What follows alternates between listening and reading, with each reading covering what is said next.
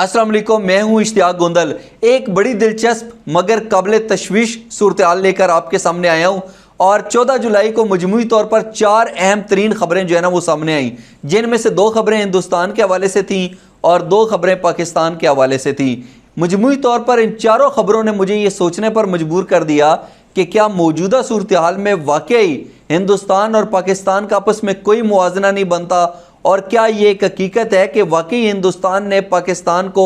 बहुत पीछे छोड़ दिया है। मैं ये चारों खबरें जो है वो आपके सामने रखूंगा और फिर आप खुद बताइएगा कि हम किस सिमत जा रहे हैं। 14 जुलाई के हवाले से जो हिंदुस्तान के हवाले से पहली खबर है वो ये है कि इंडिया ने चांद के तारीख कोने तक मिशन कामयाबी से भेज दिया। अब यकीनी तौर के ऊपर अगर आप 14 जुलाई को सर्च करें, इंडिया सर्च करें, इस खलाई मिशन के हवाले से बात हो रही है और कहा जा रहा है कि ये हिंदुस्तान की एक बहुत बड़ी कामयाबी है। और ये भी कहा जा रहा है कि ये एक ऐसा कारनामा है जो दुनिया में एक बड़ी खलाई ताकत के तौर पर हिंदुस्तान की जो पोजीशन है उसको बहुत बेहतर कर देगा, बहुत मजबूत कर देगा। और सिर्फ इतना ही नहीं, अगर हम माजी की बात करें तो सोवियत यूनियन, अमेरिका और चीन ऐसे ममालिक थे जिन्होंने अपने मिशंस को भेजा, लेकिन इन जितने भी इन ममालिक ने अपने मिशंस भेजे उनमें से कोई एक ऐसा मुल्क भी नहीं था जिसने चांद के जनूबी कुतब के करीब ये मिशन सर अंजाम दिया हो, बल्कि वो इसके अंदर नाकाम ही रहे।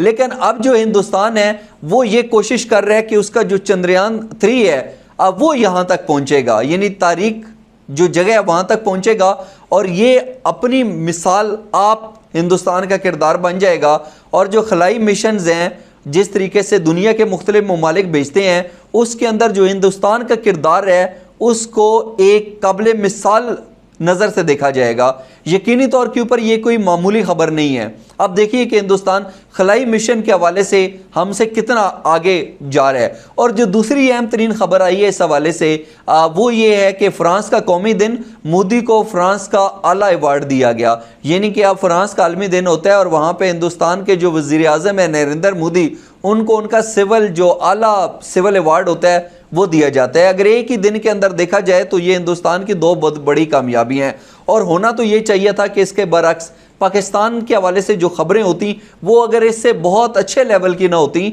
इसकी निस्बत बहुत ज़्यादा कामयाब ना होती, तो कम से कम एक ऐसा लेवल तो होता कि ये हम कहते हैं कि पाकिस्तान और हिंदुस्तान दोनों साथ साथ चल रहे हैं। लेकिन मुझे बड़े अफसोस के साथ कहना पड़ता है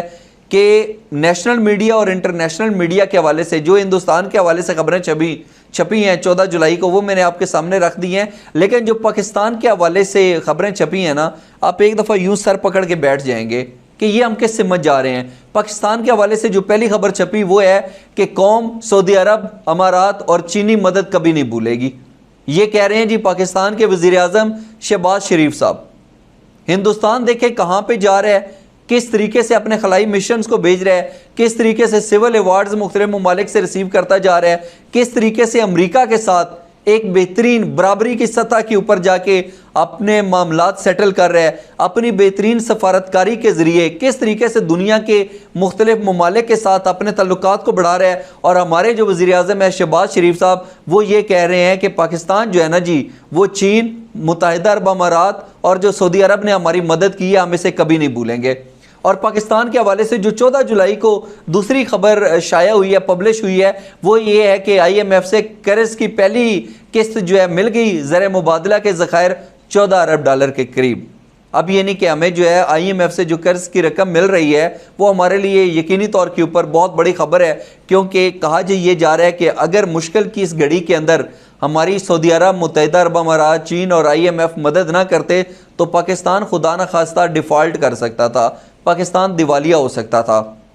अब एक लम्हे के लिए आप सोचिए कि हिंदुस्तान तरक्की करते करते कहाँ पे जा रहा है और हमारी तरजीहात क्या हैं, हम कहाँ पे जा रहे हैं। और अगर देखा जाए तो पाकिस्तान और हिंदुस्तान जो है ये साथ साथ ही आज़ाद हुए थे। लेकिन अभी अगर पाकिस्तान की मौजूदा सूरत हाल के हवाले से बात की जाए तो हमारे जो सियासतदान हैं उन्होंने एक दूसरे के ख़िलाफ़ सियासी महाज खोले हुए हैं, एक दूसरे को सियासी तौर पर इंतकामी कार्रवाइयों का निशाना बना रहे हैं। बस एक चाहता है कि बस या उम्र इक़्तिदार जो है ना वो मेरे पास रहे, और दूसरा तो कोई जो मेरा मुखालफ सियासी बंदा है वो दूर दूर तक मुझे किसी जगह के ऊपर नज़र ही ना आए, वो उसकी शक्ल तक को देखना गवारा नहीं कर रहे। اور ریاستی اداروں کو انہوں نے انتقامی کارروائیوں کے اوپر لگایا ہوا ہے، ایک عام آدمی کو پھر انصاف کیسے ملے گا؟ اور اس کے ساتھ ساتھ اگر ہم بات کریں تو پاکستان کے اندر سے ٹویٹا، سزوکی اور اس طریقے سے جو بڑی بڑی کمپنیز تھی وہ اپنا بوریا بستر گول کر کے پاکستان سے جا رہی ہیں۔ وہ یہ سمجھتی ہیں کہ پاکستان کے اندر ان کا اور ان کی کمپنی کا کوئی مستقبل نہیں ہے۔ اگر پاکستان کے اندر ہم زیادہ عرصہ رہے تو ہمیں اور مالی طور کے اوپر جو ہے وہ نقصانات کا اندازہ کرنا پڑے گا۔ اب یہ تو میں نے آپ کے سامنے نا ایک کمپیریزن رکھ دی ہے، ایک موازنہ کر کے رکھ دی ہے، اور ویسے اگر دیکھا جائے تو پاکستان کے پاس کامیابیاں ہوں گی۔ میں یہ نہیں کہتا کہ ساری چیزیں ہماری غلط ہیں، اگر ساری چیزیں ہی ہماری غلط ہوتی اور ہم ہندوستان کے مقابلے میں کچھ بھی نہ ہوتے تو اب تک تو ہندوستان ہمیں چبا کے کھا چکا ہوتا، ایسا قطعی طور پہ نہیں ہے۔ لیکن 14 جولائی کے حوالے سے یہ جو اہم ترین خبریں آئی ہیں، میں نے ایک موازنہ آپ کے سامنے رکھا ہے۔ آپ خود سوچئے کہ پاکستان کس سمت جا رہا ہے اور ہندوستان ترقی کرتا کرتا کس طرف جا رہا ہے۔ یقینی طور کے اوپر ان خبروں کو نظر انداز تو نہیں کیا جا سکتا، اور یہ ایک حقیقت ہے کہ اگر آج آپ مختلف سیکٹرز کے اندر دیکھیں تو ہندوستان ہم سے بہت زیادہ رفتار کے ساتھ ترقی کر رہے ہیں۔ دنیا کے مختلف ممالک کے ساتھ اس کے تعلقات کی بات کریں، اس کی معیشت کی بات کریں، یقینی طور کے اوپر ایسا لگتا ہے جیسے مس میچ ہے، اور یہ ہی لمحہ فکری ہے۔ اچھا، اب آتے ہیں جی ایک اہم ترین پوائنٹ کی طرف۔ اب جیسا کہ میں نے کہا کہ جو آرمی چیف ہیں جنرل سید عاصم منیر، ان کی بڑی کوششیں بھی ہیں اور ان کو بڑی توقعات بھی ہیں کہ پاکستان جو ہے وہ ترقی کرے گا، اور گزشتہ دنوں جو ایک گرین پاکستان سیمینار تھا اس کے اندر انہوں نے بڑا واضح طور کے اوپر ان کی طرف سے ایک بیان بھی سامنے آیا جس میں انہوں نے کہا کہ پروپیگنڈا جو کرتے ہیں، جو افواہیں پھیلا رہے ہیں نا، وہ یہ سن لیں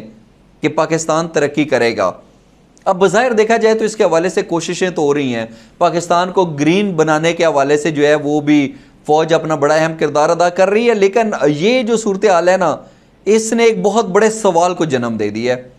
اب آپ تاریخ اٹھا کر دیکھیں، پچھلے گزشتہ کچھ دنوں کے بیانات اٹھا کر دیکھیں، وزیر اعظم شہباز شریف صاحب جو ہے نا، وہ اگر ہمیں دنیا کے مختلف ممالک کی طرف سے امداد مل رہی ہے نا، پیسے مل رہے ہیں، جیسے چین سے مل رہے ہیں، متحدہ عرب امارات سے مل رہے ہیں، سعودی عرب سے مل رہے ہیں، یا IMF سے جو ہمیں 3 ارب ڈالرز ملنے ہیں، اس کی پہلی قسط جو ہمیں مل چکی ہے، تو وہ اس کا جو کریڈٹ ہے نا وہ دے رہے ہیں army chief general Syed Asim Munir کو۔ اب یہاں پہ دو چیزیں بڑی اہم ہیں،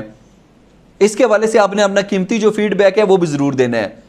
بہت سے لوگ جس کے اندر نون لیگ کے بھی لوگ شامل تھے، وہ کیا کہتے تھے؟ وہ کہتے تھے جی کہ فوج کا کام جو ہے نا سرحدوں کی حفاظت کرنا ہے، پاکستان کے اندرونی معاملات کے اندر فوج کا کیا کام ہے؟ فوج کا کام بیرکس تک محدود رہنا ہے۔ لیکن اب وہ اسی فوج کو خراج تحسین پیش کر رہے ہیں کہ آرمی چیف کی وجہ سے یہ سب کچھ ہو رہا ہے۔ اب وہ بیانات کہاں پر ہے جو کہا کرتے تھے کہ فوج کا کام صرف سرحدوں کی حفاظت کرنا ہے؟ اور یہ بھی ایک حقیقت ہے کہ اگر خدا نخواستہ پاکستان کے اندر زلزلے آئیں، طوفان آئیں یا سیلاب آئیں، وہاں پہ ہمارے جو دیگر ادارے ہیں ان کو ہم نے اتنا مستحکم ہی نہیں کیا، اتنا ان کو ہم نے ڈیولپ ہی نہیں کیا کہ وہ ان قدرتی آفات سے نبٹ سکیں، وہاں پہ بھی فوج کی ضرورت پڑتی ہے۔ تو پھر ابھی تو شہباز شریف صاحب نے خود کہہ دیا ہے، تو پھر وہ جو آپ بیانات دیتے تھے کہ فوج کا کام صرف سرحدوں کی حفاظت ہے، وہ کہاں چلا گیا؟ اور دوسری اہم ترین بات یہ ہے کہ جو اسحاق ڈار صاحب ہیں ان کو بڑی امیدوں کے ساتھ پاکستان لایا گیا تھا، ایئر فورس نے اپنا خصوصی طیارہ بھیجا تھا اور کہا گیا تھا کہ معیشت کا افلاطون آ رہا ہے، سب کچھ بدل کے رکھ دے گا۔ اگر یہ سارا کریڈٹ آرمی چیف ہی ہیں اور آرمی چیف کی وجہ سے یہ سارے دوست ممالک ہماری مدد کر رہے ہیں، تو پھر آپ کے وزیر خزانہ کیا کر رہے ہیں؟ کس چیز کی تنخواہ لے رہے ہیں؟ اور اگر وہ کچھ ڈیلیور نہیں کر سکتے تھے تو قوم کو اتنی امیدوں کے پیچھے کیوں لگایا کہ جیسے اسحاق ڈار صاحب پاکستان آئیں گے وہ جادو کی چھڑی گھمائیں گے اور سب کچھ بدل جائے گا؟ اگر یہ سارے کام بھی آرمی چیف نے کرنے ہیں تو پھر آپ کے جو وزیر خزانہ ہیں اور جو باقی دیگر لوگ ہیں انہوں نے کیا کرنا ہے؟ یقینی طور کے اوپر یہ سوال تو اٹھتا ہے، اور اس کا جواب آپ دیں گے اپنے قیمتی فیڈ بیک کے ذریعے۔ آج کا ولاگ دیکھنے کا بہت شکریہ، اپنا بہت سا خیال رکھیے، اللہ حافظ۔